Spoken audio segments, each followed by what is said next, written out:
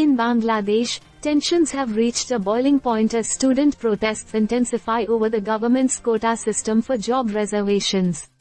What began as peaceful demonstrations has now turned into a widespread outcry, marked by clashes with police and heightened unrest across the country. The protests were sparked by the government's decision to allocate a significant number of civil service jobs to the families of veterans, under a quota system that many students argue is unfair and limits their opportunities for employment. The situation escalated dramatically when clashes broke out between protesters and law enforcement personnel, resulting in tragic casualties.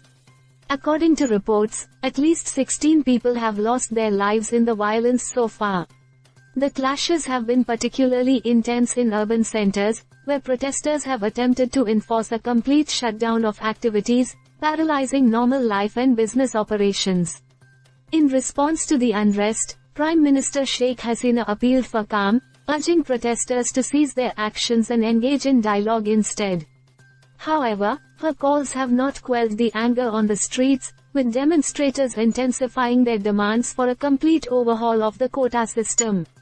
The situation took a dramatic turn when protesters attacked the state broadcaster in a symbolic act of defiance against the government's handling of the crisis. The incident underscored the deep-seated frustration and disillusionment among the youth, who feel marginalized and ignored by the authorities. International observers have expressed concern over the escalating violence and urged all parties to exercise restraint.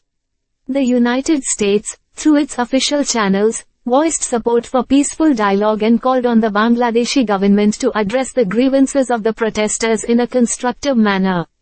As the protests continue to grip the nation, there are fears that unless a resolution is reached soon, the unrest could escalate further, posing a serious challenge to stability and governance in Bangladesh. The government faces mounting pressure to find a viable solution that addresses the concerns of the students while maintaining law and order. The coming days will be crucial in determining whether Bangladesh can navigate through this crisis and restore calm to its streets.